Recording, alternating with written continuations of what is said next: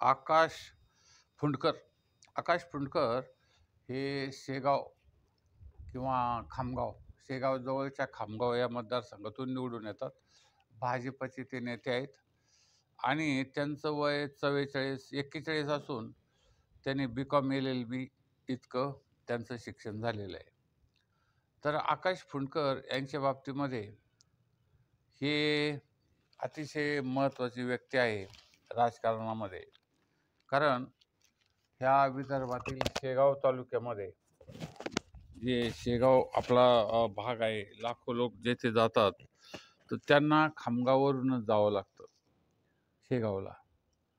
तर खामगाव म्हणजे हे एक फार मोठं ठिकाण आहे आणि त्या ठिकाणामध्ये हे आकाश फुंडकर हे निवडून येतात खामगाव मतदारसंघातून.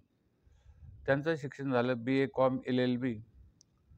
पण आकाश फुंडकर हे त्यांचे हे माजी मंत्री, कृषी मंत्री होते, खासदार भाऊसाहेब पांडुरंग फुंडकर यांचे ते पुत्र आहेत. हा एक त्यांना एक महत्त्वाचा वारसा मिळाला. दुसरी गोष्ट म्हणजे ते राष्ट्रीय स्वयंसेवक संघाचे स्वयंसेवक म्हणून द्वितीय वर्ष शिक्षित आहेत. आता हे स्वयंसेवकाचं जे शिक्षण असतं ते 1 वर्षाचं, 2 वर्षाचं, 5 वर्षाचं, 10 वर्षाचं असं वेगवेगळ्या पद्धतीचं असतं. तर राष्ट्रीय स्वयंसेवक संघामध्ये जाऊन तुम्ही ते शिक्षण जर घेतलं आणि मग त्यांच्या ज्या परीक्षा असतात, समजा पहिल्या वर्ष झालं, दुसरं वर्ष झालं, तर हे द्वितीय वर्ष म्हणजे त्यांनी 2 वर्ष ते राष्ट्रीय स्वयंसेवक संघ जो नागपूरला आहे त्याचं मुख्यालय, तर त्यांचं त्यांनी ते शिक्षण घेतलेलं आहे. त्यानंतर 2003 ते 2005 या काळात ते भाजप विद्यार्थी आघाडीमध्ये जिल्हाध्यक्ष म्हणून होते. म्हणजे बघा किती मोठमोठ्या प्रमाणामध्ये त्यांनी विद्यार्थी दशेपासूनच कामाला सुरुवात केली, राजकीय कामाला. त्यानंतर वडील हे खासदार किंवा माजी कृषी मंत्री असलेल्या आपल्या वडिलांच्या पावलावर पाऊल ठेवून हे राजकारणाचा मार्ग ते आक्रमित आहेत असं. तर त्यांच्या पद्धतीने केली, कारण नवीन झालेले जे राजकीय लोक झाले त्यांना कशा पद्धतीने राजकारण करायचं, निवडून कसं यायचं, लोकांशी संपर्क कसा ठेवायचा, हे बहुसंख्य नवीन आलेल्या लोकांच्या आमदाराला मग किंवा नेत्याला माहीत नसतं. परंतु यांना हे सर्व काही माहीत आहे आणि विद्यार्थी दशेपासूनच ते विद्यार्थी आघाडीमध्ये काम करत असल्यामुळे विद्यार्थ्यांचे प्रश्न, विद्यार्थ्यांच्या चळवळी, विद्यार्थ्यांचं शिक्षण किंवा महाविद्यालयापर्यंत त्यांना काय काय करायचं हे त्यांनी केलं. मग ते करत असतानाच ते BCom झाले. त्यानंतर LLB त्यांनी शिक्षण केलं. तर भारतीय जनता युवा मोर्चाचे ते भाजप बुलढाणा जिल्हाध्यक्ष होते मार्च 2020 ते 2022 मध्ये. बघा आता किती मस्त आहे ते. भारतीय जनता युवा मोर्चाचे प्रदेश उपाध्यक्ष असं त्यांचं काम होतं. म्हणजे आता आणि त्यानंतर ते भाजप बुलढाणा जिल्ह्याचे ते मार्च 2020 ते 22ला जिल्हाध्यक्षही होते. म्हणजे त्यांनी ही एक मोठी झेप घेतली. कारण भारतीय जनता पक्षाचे उपाध्यक्ष, प्रदेश उपाध्यक्ष होणं काही हे सहजासहजी किंवा छोटी बाब नाही आहे. त्यानंतर मग त्यांनी कधी मागं वळून पाहिलंच नाही. सामाजिक कार्यात ते कायम अग्रेसर राहिले आणि राजकीय कार्यामध्ये त्यांच्या वडिलांचा वारसा त्यांना काय घरी स्वस्थ बसू देत नव्हताच. त्यामुळं मग ते 2014ला पहिल्यांदा विधानसभेला उभे राहिले.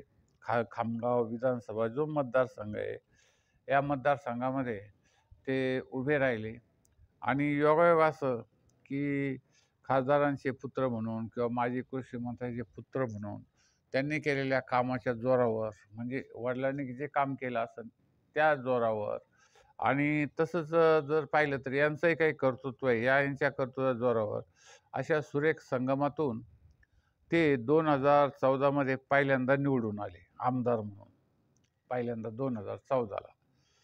त्यानंतर दुसऱ्यांदा जे 2019ला परत त्यांनी केलेले कामं पाहून, त्यांनी केलेलं एकंदरीत मतदारसंघाच्या विकासाच्या सहभागात त्यांचे प्रयत्न आणि लोकांसाठी, शेतकऱ्यांसाठी, महिलांसाठी, बेरोजगारांसाठी तसेच त्यांचे प्रश्न सोडवण्यासाठी केलेले त्यांनी प्रयत्न, त्यानंतर गावातील किंवा मतदारसंघातील, खामगाव मतदारसंघातील रस्ते, पाणी पुरवठा, लाईट, त्याच्यानंतर शिक्षण, आरोग्य याच्या संदर्भामध्ये त्यांनी केलेली कामं ही फार मोठी कामं असल्यामुळं त्यांना परत 2019ला त्यांना परत निवडून दिलं त्या मतदारसंघाने. त्यानंतर परत ते निवडून झाले. मग त्यांनी परत कामाचा धडाकाच लावला. मग त्यांनी हे राजकीय क्षेत्रामध्ये जरी असले तरी समाज क्षेत्राच्या दृष्टिकोनातून जी कामं असतात, म्हणजे ती कोणती कामं, तर रस्त्याची कामं, गावखेड्यामध्ये लोकांना पिण्याची पाण्याची व्यवस्था करणं, टाक्या बांधणं ते कामं, त्यानंतर एक दुहेरी रस्ते, त्यानंतर 2-4 किलोमीटरवर इस्पितळं किंवा डॉक्टर, प्राथमिक आरोग्य केंद्राच्या शाखा किंवा गावोगाव जाऊन लोकांना त्या आरोग्य तपासण्या शिबिरं वगैरे तशा पद्धतीचे ते कामं त्यांची. त्यानंतर मग असे खूप कामं त्यांनी केली की जी या मतदारसंघाचा चेहरा मोहराच बदलण्यासाठी कायम राहिली. त्यामुळं लोकांना वाटलं की हे अधिक चांगलं काम करतात आणि मग त्यांना परत ऑक्टोबर 2024 ही जी निवडणूक झाली त्याच्यामध्ये परत त्यांना निवडून दिलं लोकांनी, कारण चांगलं काम करणारा नेता आहे, व्यवस्थित आहे म्हणून त्यांनी दिलं. त्यानंतर ते बॉम्बे आर्टिस्ट सोसायटीचे आजीवन सदस्य आहेत मुंबईतल्या. त्यानंतर सार्वजनिक उपक्रम समितीचे ते सदस्य आहे, रोजगार हमी योजनेचे समितीचे सदस्य आहेत आणि भाजपच्या विधिमंडळ प्रतोत्पत्ती त्यांची 2019मध्येच नियुक्ती झालेली आहे. म्हणजे एक चांगला कार्यकर्ता नेता झाल्यावर त्यांना कशा पद्धतीने लोक पुढं आणतात, नेते पुढं आणतात, त्यांचं काम पाहून हे त्यांनी बघायला पाहिजे. तर त्यांनी एक फार चांगल्या पद्धतीचं हे कामकाज केलेलं आहे. आता 2024च्या निवडणुकीत ते निवडून आल्यामुळं भाजपतर्फे त्यांना आता खामगाव या मतदारसंघाचा विकास करण्यासाठी मंत्रिपद मिळालेलं आहे. तर हे संपूर्ण मंत्रिपद महाराष्ट्रासाठी जरी असलं तरी आपल्या मतदारसंघामध्ये मोठा निधी आणून, मोठे काही प्रकल्प राबवून, मग अनेक लोकांच्या अनेक समस्या ज्या असतात, म्हणजे सार्वजनिक चांगले रस्ते, पिण्याचं शुद्ध पाणी, चांगलं आरोग्य, त्यानंतर बेरोजगारांना रोजगार, त्यानंतर जे वयोवृद्ध किंवा इतर लोक आहे त्यांना पेन्शन योजना, त्यानंतर चांगल्या आरोग्य योजना वगैरे अनेक ज्या योजना वगैरे ज्या असतात, तर ते करण्यासाठी ते आता प्रयत्नशील राहतील.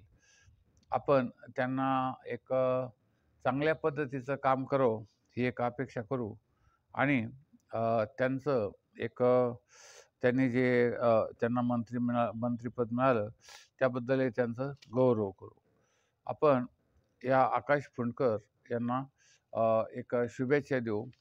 आमचं हे ATM न्यू वर्ल्ड चॅनल संपूर्ण महाराष्ट्रामध्ये अनेक लोक बघत असतात आणि आपणही या चॅनलला जास्तीत जास्त सबस्क्राईब करा, शेअर करा, लाईक करा आणि आपल्या मतदारसंघामध्ये या खामगाव मतदारसंघातील कार्यकर्त्यांनी, नेत्यांनी, लोकांनी तुमचे काय प्रश्न आहेत बाबा, तर त्या प्रश्नाच्या संदर्भामध्ये कॉमेंटही करा आणि जास्तीत जास्त सबस्क्राईब करा.